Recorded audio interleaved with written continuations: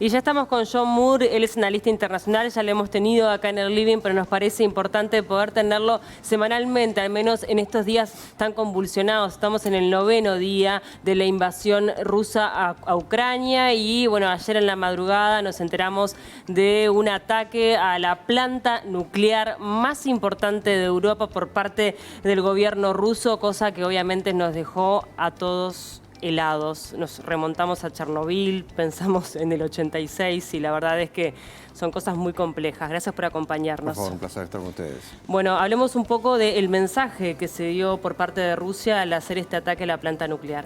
Bueno, es importante, yo diría, destacar un poco los relatos que empiezan a emerger cuando ya estamos en plena guerra, ¿no? Y como bien dice ese dicho tan manoseado, la primera víctima de toda guerra es la verdad. Entonces, claro, en este caso puntual, que es de una gravedad muy, muy grande, porque estamos hablando, vamos a ver un poco qué es lo que van a decir las investigaciones de la Administración Atómica Internacional respecto a lo que pasó realmente. Esto vamos a tener que esperar mucho tiempo. Pero hay acusaciones de ambos lados, es decir, por un lado, Ucrania, el gobierno de Ucrania está acusando a Rusia de haber perpetrado un ataque, a través del disparo de un misil que cayó afortunadamente en una instalación que servía administrativa, como oficinas, pero muy cerca de uno de los reactores. O sea, estuvimos muy cerca de que ese impacto se diera en una zona donde pueda haber desde desechos nucleares utilizados por los reactores, y eso ya de por sí hubiera significado una catástrofe nuclear, o haber dañado un reactor y haber generado, como tú decías, algo muy similar a lo que ocurrió en Chernobyl en 1986. Dicen que podría haber sido hasta 10 veces peor, 10 veces ¿no? peor, 10 veces peor. Estamos hablando de 8 reactores. Es la planta, como ustedes decían, más grande que hay en Europa en generación nuclear.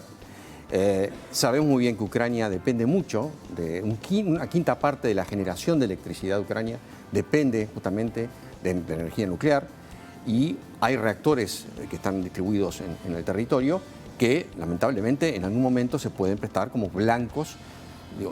Pensemos un poco, quizás con cierto optimismo, en forma accidental, es decir, que algún disparo balístico de un cañón, de un tanque o un misil le erre en el blanco y caiga lamentablemente en una zona que puede generar un efecto en cadena, y ya sabemos lo que pasó con Chernobyl. Pero por otra parte, Rusia acusa a Ucrania. Rusia está acusando a Ucrania justamente de haber ellos saboteado la planta para culpar a Rusia de lo que ocurrió. Entonces, la credibilidad aquí ¿Quién está... dice la verdad? Exactamente, ¿quién está diciendo la verdad? Ahora, si pasara cualquiera de estas situaciones, Rusia también se vería afectada. O sea, un desastre de estas características, Rusia está al lado. Toda Europa, creo, ¿no? Claro. Y más. Los vientos que soplan en esa zona generalmente tienden a ir hacia Rusia, justamente hacia Bielorrusia y hacia Rusia. O sea, quiere decir que los principales países afectados, si las corrientes de viento soplaran hacia esa dirección y con una carga ya en la atmósfera de material radioactivo, los primeros países en ser afectados no serían los europeos, en la propia Ucrania, sino que probablemente, no solamente, sino Rusia. Y Bielorrusia. Pero haciendo una lectura, si fuese finalmente un ataque ruso, ¿podría llegar a ser una muestra de poderío? Aunque una cosa, digo, muy al límite, está claro, exacto, ¿no? Si se está haciendo eso, tú lo has dicho, mejor imposible. Se está jugando al límite. Putin está extremando sus jugadas, ya coqueteando con un desastre, con una catástrofe, sin precedentes. Sí, está advirtiendo que es capaz de todo. Esa es una lectura que se podría dar a este hecho. Tenemos que pensar quizás de que fue un accidente. No quiere decir esto de que libere de culpabilidad a Putin en cuanto a la capacidad de su ejército de no tener en consideración con qué se está tratando cuando hay combates. Entonces, aquí se puede prestar justamente a una mala dirección por parte de los comandos, a liberar una batalla en una zona que es, obviamente, de una fragilidad ecológica, medioambiental, de todo punto de vista, y ahí estaríamos ya jugando a un nivel de peligro muchísimo más grande. Entonces, y aquí lo que está tratando de hacer la autoridad atómica europea, lo que está tratando de hacer Naciones Unidas, lo que está tratando de hacer en círculos diplomáticos, es justamente tratar de llamar a la cordura para evitar una reincidencia, porque no olvidemos de que las plantas nucleares son botines de guerra. Rusia necesita cercar estas plantas, tomarlas, porque controla la electricidad, controla una fuente importantísima de electricidad para Ucrania. En Chernobyl, yo venía escuchando ahora hace un rato, y hay algo que eso es muy preocupante también, recordemos que Chernobyl está sitiada por el ejército ruso. Fue la primera... Sí, claro. Y ya hubo enfrentamientos y ya está sitiada. Ya Chernobyl está Ya tomada por el la- ejército rusos, ruso. sí. Exacto. El problema es que el personal ucraniano que trabaja en la planta de Chernobyl es un personal que trabaja por turnos. Digo, manejar una planta nuclear representa un nivel de tensión, de estrés muy importante. Bueno, este personal está trabajando desde el momento en que el ejército ruso tomó la planta de Chernobyl y no ha habido Se ha quedado rotación. ahí adentro, claro, Exactamente. sí. Entonces, eso de por sí ya es un Tremendo. peligro también a tener en Tremendo. cuenta. Tremendo. A mí me parece un punto importante y que lo hablamos también en lo que fue esta semana, en el correo de esta semana, y lo mencionaste recién, John, que tiene que ver con la información que sale de los dos lados. ¿Cómo nos paramos a nivel Uruguay ante esta situación?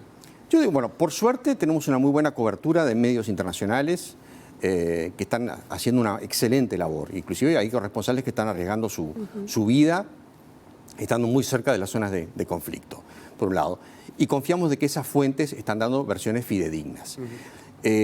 Por un lado, y es interesante verlo, hay muchos analistas que están empezando a decir que este primer triunfalismo que se veía por parte del gobierno ucraniano va a empezar a ceder porque inevitablemente el ejército ruso está más que capacitado para definitivamente lograr sus objetivos. No, y está claro que lo están dejando solo a Ucrania. Exactamente. Eso también es una a nivel de realidad, armamentos ¿no? lo van a dejar solo. Pero me parece Y- que estamos recibiendo igual información. Por ejemplo, está este caso de que se van echando la culpa, pero pasó también con los soldados de la isla Serpiente que dijeron que habían sido asesinados por un lado y después los rusos decían que no habían sido asesinados Y que y estaban detenidos. vivos. Porque al mismo tiempo de que intentamos acceder a la información verdadera, fidedigna, estamos también ante la presencia de la propaganda militar.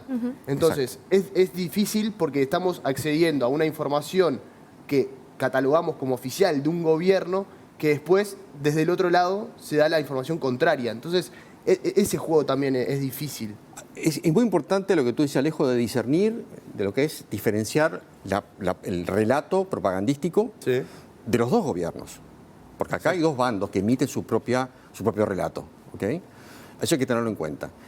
Y entonces la capacidad de discernir, de decir qué es lo que es propaganda y qué es lo que son hechos realmente, qué es lo que está pasando en el frente de batalla. ¿Por qué? Tomando como ejemplo, porque la columna que venía avanzando hacia Kiev, una columna de 60 kilómetros de largo, o sea, entre blindados, tanques, soportes logísticos, esta columna se ha detenido prácticamente. ¿Por qué razón? Hay un relato que dice que están siendo atacados por fuerzas ucranianas que, por el lado de los flancos, todavía Rusia, recordemos, no tiene tomado el espacio aéreo de Ucrania y están muy expuestos justamente a ataques de los flancos por parte de grupos de combate ucranianos. Eso es una versión, pero ahora ha surgido otra versión, de Occidente, de analistas occidentales que dicen, cuidado, porque probablemente esta columna está esperando decisiones por parte de Putin de hacer otro tipo de maniobra que va a sorprender y descolocar justamente a los que están combatiendo ahí, el ejército ucraniano que está combatiendo ahí contra esta columna, para hacer algún otro tipo de maniobra que los deje descolocados y cercar a Kiev de una manera distinta a la que todo el mundo está esperando. Estima, claro. Entonces, estos son ejemplos para tener en cuenta de lo que realmente, primero, no sabemos lo que Putin tiene en su cabeza como estratega. Es el estratega final, el decisor final de los movimientos del ejército ruso es Vladimir Putin. Claro. Los demás son subalternos a sus órdenes. Entonces, no sabemos y no vamos a saber hasta que lo veamos qué es lo que Putin tiene en mente y cómo él va teniendo su visión respecto a los movimientos del ejército, con las sorpresas desagradables que ha tenido, naturalmente. Exacto, no, desde Ucrania dicen, este es el primer paso de Putin, ¿no? Después de Ucrania va a ir por otras zonas más. Exactamente. Siempre y cuando Ucrania no se convierta en una trampa, como muchos analistas también dicen. Cercar una ciudad como Kiev, de 3 millones de habitantes, es casi la población de Uruguay, es logísticamente una pesadilla para cualquier ejército hoy en día. Y no olvidemos que estamos en la era de la hiperconectividad.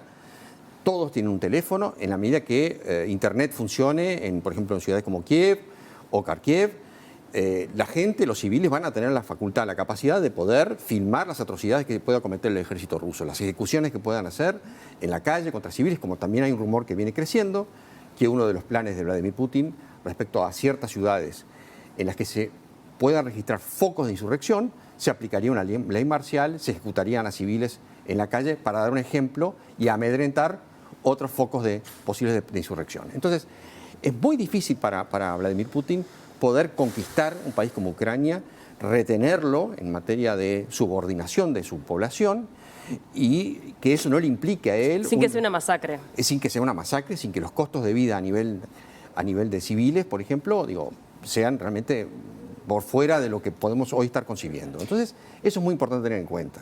Tú estabas hablando recién justamente de los civiles, de la población. Se hablaba ayer de este alto al fuego temporal para poder lograr estos corredores humanitarios. ¿Se están viendo los corredores humanitarios? ¿Sabés cómo está la situación? ¿Y cuánta seguridad tienen? ¿Qué les va a pasar a estos emigrantes, refugiados en los países, sobre todo de la Unión Europea, que hoy los están acogiendo con algunos derechos? ¿Qué perspectivas ves? O sea, ¿cómo estamos hoy y qué perspectivas ves para tanta cantidad de refugiados como vamos a estar viendo? Exactamente. Ya hay 1 millón. Ya hay 1 millón que ya están, son formalizados ya, como refugiados. Aquí el problema va a ser qué grado de respeto, qué grado de obediencia puede llegar a haber en el mando inferior, que es el que controla en definitiva las tropas que controlan los flujos de gente que va a salir de las ciudades que estén más o menos rodeadas o ya definitivamente sitiadas, y que den la autorización a la población civil para poder abandonar esas ciudades e irse a la frontera segura, que es la única frontera que queda, que es la frontera con Polonia. El problema es que esa frontera con Polonia, ¿hasta qué punto va a aguantar el estado en el que está hoy, que permite precisamente ese flujo de refugiados que puedan, por la vía de Polonia, llegar a otros países europeos? Y a lo que voy es esto: ¿hasta qué punto Putin va a dejar ese flanco, desde una perspectiva militar, un flanco muy importante y un flanco muy delicado? No olvidemos que Polonia es el país vecino a Ucrania y es el primer país vecino a Ucrania que es miembro de la OTAN. Cualquier incidente que pueda ocurrir ahí, un intercambio entre el ejército ruso con un ejército polaco que esté controlando precisamente... Ahí actúa la OTAN. Exactamente. Claro, ahí podría pasar esa escalada, lo que hablamos Exacto. la vez pasada, que obviamente por el momento está contenida, están intentando que, con censuras y sanciones que podrían llegar a afectar en un mediano plazo, pero que a la corta no cambia demasiado la situación. Pero, ¿qué tan cerca estamos de esa escalada? ¿Cuándo podría llegar a ocurrir una intervención internacional para terminar con esto? Esto es impredecible, es una muy buena pregunta y es impredecible. Yo creo que nadie hoy sabe realmente... Esto es uno de los resultados inmediatos de lo que muchos estrategas militares hablan de la cinética de una guerra. Es decir, la guerra empieza a cobrar vida propia, ¿no? Ciertas maniobras que uno esperaba cumplir en el campo de batalla no se dan de la manera que uno cumplía. Empiezan a ocurrir focos de indisciplina, empiezan a ocurrir contratiempos, empieza a subir la impaciencia, la crispación, la violencia empieza a exasperarse mucho más, y en ese desorden que suele ocurrir muchas veces, como estamos viendo hoy por parte del ejército ruso, pueden ocurrir justamente desbordes. Si esos desbordes son contenidos al territorio ucraniano, bueno, vamos a ver lamentablemente más de lo mismo o quizás mucho más en materia de impacto en la población civil. Por otro lado, el problema es que si esto avanza hacia la frontera con Polonia, ahí ya estaríamos pensando en un desborde geográfico y en una escalada. Hasta hoy de mañana, la OTAN se ha negado en forma determinante y en forma firme, se ha negado a participar en el espacio aéreo ucraniano para blindarlo y de esa manera impedir que la aviación rusa pueda operar allí. Eso es lo que Zelensky el presidente ucraniano estaba pidiendo desesperadamente. Es la mejor manera, en base a la experiencia de las últimas guerras, es la manera más eficiente de poder justamente empezar a cubrir a un país en contra de un ejército enemigo, ante la fuerza aérea enemiga. Eso no lo va a hacer la OTAN hasta ahora. Estados Unidos, principal país integrante de la OTAN, ha dicho también que no van a poner tropas directas en suelo ucraniano. ¿Eso qué deja? Deja a tercerizar el ingreso de armas, que es lo que Alemania, por ejemplo, ya anunció, que es lo que Estados Unidos y el Reino Unido están también promoviendo, lo que eventualmente otros países europeos también van a seguir. Ahora, eso ya implicaría, lo que tú estás diciendo, ya implicaría para Rusia, para Vladimir Putin, una agresión indirecta. Entonces, si se empieza a observar el ingreso de armamento a través de la frontera con Polonia, allí eso podría abrir la y posibilidad. con las características de Putin, no Exacto. sería de dudar que con eso de excusa haga muchas más cosas, ¿no? Haga muchas más cosas. Hay una analista, perdón, No, tranquilo. porque eso creo que es importante compartirlo aquí. Hay una analista que se llama Fiona Hill. Es una analista, ella es funcionaria de carrera en el Departamento de Estado de Estados Unidos. Fue asesora en el gobierno de Trump. Ella, en una entrevista que le hizo un medio de Estados Unidos, ella se ha especializado además en estudiar a Putin como líder político y en la historia reciente de Rusia. Y ella lo que ha advertido, y es una entrevista que realmente a uno se le paran los pelos de leerla, hay que tener en cuenta de que Putin es un líder que cumple con su palabra. Y a medida que se vaya arrinconando cada vez más, se vaya viendo en peligro cada vez más, se vaya viendo cada vez más cercado, va a cumplir con las amenazas que ella nos viene manifestando. Y si uno ve la secuencia del relato de Putin, desde que en el 2007, en la conferencia de Múnich, ya advertía a Occidente, creo que lo hablábamos el viernes pasado, claro, de que un mundo unilateral liderado por Estados Unidos no era admisible, todo lo demás lo ha venido cumpliendo, casi al pie de la letra. Entonces, cuidado con eso, porque es una persona que en la medida que se vaya sintiendo cada vez más debilitado, que su círculo se vaya cerrando cada vez más. Es difícil que haga un retroceso ya por Es la muy difícil personalidad y además con esa Exactamente. búsqueda de poderío y de volver a poner a Rusia en el ojo, ¿no? Porque sabemos que estaba en un lugar bastante apartado de lo que es la geopolítica internacional, había perdido ese peso de potencia. Exactamente. Y ahora lo está recuperando, intentando recuperarlo. John, con respecto a estas amenazas de ataques nucleares a lo que sería Europa, ¿no es también una limitación al propio Putin? Porque una amenaza o hacer un ataque nuclear dentro de Europa, o sea, territorio que está a pocos metros, a pocos kilómetros de su propio país, ¿no es también como cierta responsabilidad? O sea, intuyo que apretar el botoncito rojo hay que tener bastante espalda y cierto escenario. Ahora, también implica una responsabilidad porque es devastador un ataque nuclear a pocos kilómetros de tu propio país. Entonces, estas amenazas no pueden ser como cierta limitación a Putin porque es bravo apretar el botoncito rojo. Yo diría, Alejo, hay una cosa que tenemos que tener en cuenta. Remontarnos a una crisis que por el riesgo que había implícita en ella nos llevó a puertas de una guerra entonces con la Unión Soviética, que fue la crisis de los misiles en Cuba en el año 1962. Probablemente aquí hay gente en la audiencia que recuerda que la Unión Soviética y Estados Unidos tuvieron una escalada en el enfrentamiento, no llegaron obviamente a un enfrentamiento bélico, a raíz del plan de la Unión Soviética de instalar misiles nucleares en la isla de Cuba. Y eso llevó a 7 días, casi una semana, de tensiones como no se habían visto desde el inicio de la Guerra Fría, y finalmente, bueno, un replanteo, una negociación por parte de Estados Unidos, en ese momento era John Kennedy el presidente, con Nikita Khrushchev. Se negociaron ciertas demandas de parte de ambos lados. Por un lado, obviamente, que la Unión Soviética tenía que retirar los misiles, pero por otro lado también Estados Unidos aceptó retirar misiles que había en Turquía, ¿no? En ese momento, que eran parte de la OTAN.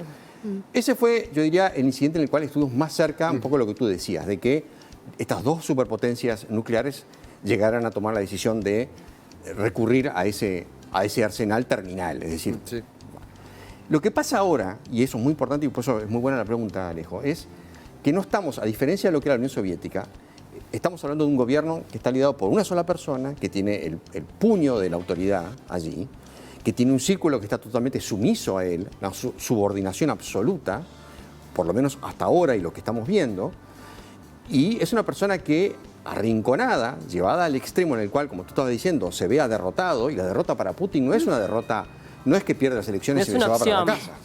Aquí lo que está en juego es su legado, que es lo que él tiene en mente, su propia vida y su vida, claro, su honor y su vida, o sea, su reputación, su liderazgo. O sea, si él cruza el umbral en el cual asume que está derrotado, ahí puede suceder cualquier cosa. Y es lo que precisamente Fiona Hill nos está advirtiendo, nos está alertando.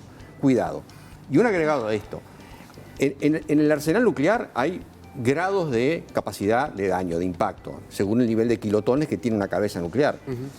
Perfectamente Putin, llegado el caso, hipotéticamente hablando, podría hacer una detonación táctica, por ejemplo, en la frontera con Polonia, es decir, como una señal clara de lo que él está dispuesto a poder hacer, teniendo en cuenta lo que esta analista, entre otros, está diciendo que, llegado el caso, puede recurrir a un arsenal nuclear táctico. Con el riesgo que eso lleva, Con ¿no? todo el Porque riesgo que tampoco se- es con todo tan escalada, exacto, claro. claro. Ahí estamos hablando ya de que la OTAN inevitablemente va a tener que participar. Exacto, pero por eso ahí está la limitación. El hecho de que él amenace con a usar este arsenal nuclear también implica de que a partir de esa acción va a generar otras repercusiones que lo van a terminar derrotando. Por eso, ante el acorralamiento o lo que parece ser un acorralamiento, él utiliza estas amenazas como recurso, pero al mismo tiempo es una limitación. Porque el hecho de usarlas también, o sea, también lo puedes llevar para el lado equivocado.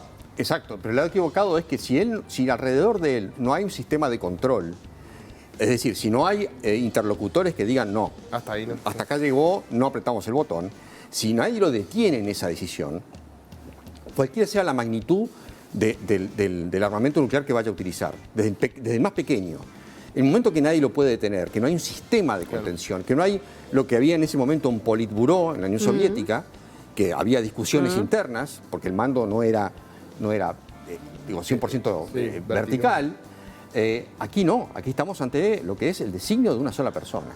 Justamente en línea con eso que estás diciendo, a veces vemos en los organismos como Naciones Unidas que emiten declaraciones duras y después vemos que parece que eso no significa nada. Por otro lado, Reino Unido que plantea la posibilidad de expulsar a Rusia del Consejo de Seguridad. ¿Cuánto de eso es posible y qué tipo de efecto podría tener? ¿Tanto las declaraciones de Naciones Unidas tienen algún efecto? ¿Podemos lograr algo o simplemente es la condena internacional y queda ahí? ¿Y se podría llegar a una expulsión? Y si se llegara, ¿qué efecto tendría sobre Rusia y su acción? A esta altura, hipotéticamente hablando de que el Consejo de Seguridad tenga la potestad de poder Sí, expulsarlo. expulsar a Rusia del Consejo de Seguridad de ese organismo, tomemos en cuenta lo que ha sido el comportamiento de China, integrante también del Consejo de Seguridad. Sí, que se no va a abstendría votar. o se opondría en este caso, podría oponerse y ya con eso se dificulta, Alcanza. para poder llevar la decisión a cabo. Ahora, John, lo importante también es entender que el mundo cambió. Hay un antes y un después de este acontecimiento, independientemente que esto termine mañana, o sea, que en esta tercera ronda de negociaciones lleguen a un acuerdo y terminen los ataques. Las repercusiones a nivel económico ya lo estamos viendo acá en nuestro país con un aumento del combustible y esto está generando sí o sí un cambio en lo que es el mundo como lo concebíamos hasta este momento. ¿Cuáles van a ser, como te digo, si el acuerdo llega mañana o pasado, cuáles van a ser los cambios más significativos a nivel geopolítico? Lo que se está hablando, bueno, totalmente claro lo que tú estás diciendo. El mundo en el que vivíamos hasta la semana pasada, hasta el momento que comienza la invasión rusa a Ucrania, se terminó. Ese mundo ya no existe más. Ese mundo era una transición de casi 30 años, desde el momento que cae la Unión Soviética. Hay una transición de 10 años en la década del 90, con Boris Yeltsin al mando de Rusia, hasta que asume Putin. Pero siempre estaba la esperanza de que Rusia iba a empujar un poco su poderío, sus intereses, sin desestabilizar este orden mundial que se venía de alguna manera generando y cuyos liderazgos estaban un poco en discusión. Si iba a ser un mundo unipolar, si iba a ser un mundo bipolar, no con Rusia, sino con China, antagonizando con Estados Unidos, rivalizando el poderío mundial, o un orden multipolar con Rusia también generando su propia influencia. Eso hoy ya se terminó. Lo que hay hoy es un signo de interrogación respecto a cómo seguimos a partir de esto. Cualquiera sea el desenlace, si terminara hoy ya mismo. ese mundo no va a ser lo mismo. Porque ¿quién va a mirar a Rusia, liderada todavía con Putin, si es que Putin sobrevive políticamente? ¿Quién va a mirar a Rusia con los mismos ojos? ¿Quién va a restablecer unas relaciones económicas que se tejieron durante 30 años? El entramado de las relaciones económicas entre Occidente y Rusia llevó ese tiempo de poder generar las dependencias. Al día de hoy, mientras hablamos acá, Claro. Rusia le sigue vendiendo su gas a Alemania. Exactamente.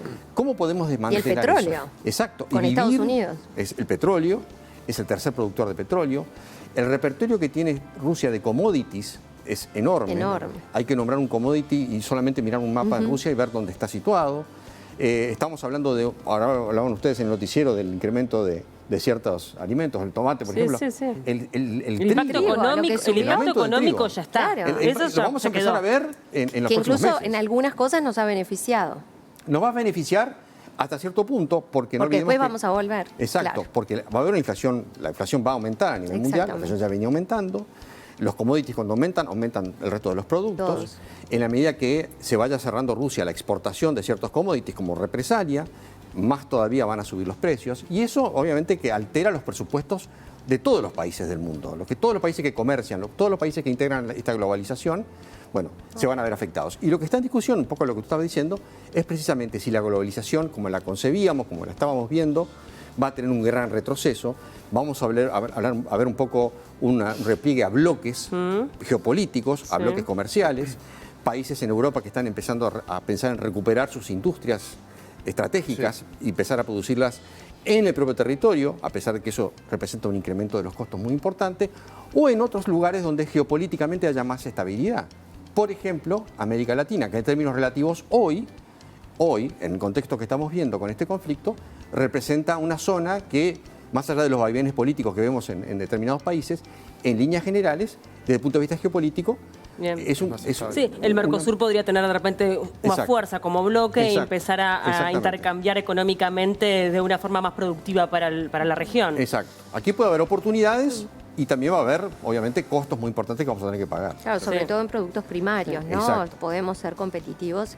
¿Y cómo está Uruguay en ese sentido? ¿Qué es lo que está planteando el gobierno frente a esta situación y a sus propios negocios con Rusia y lo que se venía conversando? Eso nos va a afectar desde el punto de vista de, en la medida que se vaya cerrando Rusia al comercio, nos va a afectar en las exportaciones que nosotros podamos tener con ese país. Nos va a afectar también mucho en lo que son los insumos.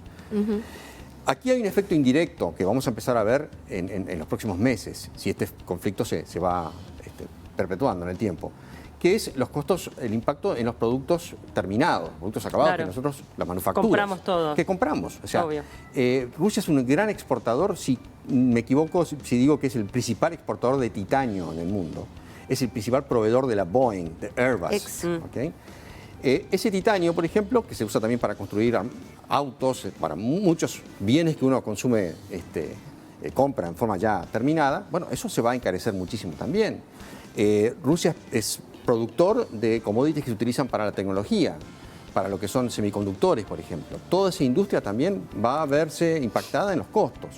Entonces nosotros como importadores netos de bienes terminados vamos a sufrir también ese impacto. Y los fertilizantes, Rusia es uno de los principales exportadores de fertilizantes en el mundo, también se van a ver afectados a la suba probablemente, y eso a la ecuación de un productor agropecuario en Claro, Uruguay también le va a impactar. termina impactando. Sí, la verdad, John Moore, es súper interesante. Esperemos no tener que estar hablando todas las semanas al menos de este tema. A nivel internacional, obviamente, que siempre hay temas para conversar, pero esperemos que se llegue a un acuerdo, sobre todo, y no nos olvidemos de lo humanitario, lo que está viviendo la viviendo la gente, población ucraniana, exactamente. que es tremendo. Escuchaba viniendo acá para el canal el relato de un uruguayo que estaba en Ucrania y bueno, que logró salir y todo lo que tuvo que atravesar es de película de terror. Uno no lo puede creer. Y la gente que está allá es de película de terror lo que están viviendo. De verdad, es algo tremendo que creo que las cifras las vamos a conocer después de mucho tiempo, de cuántos son realmente los fallecidos en esta situación que es de no creer que ocurra en la actualidad.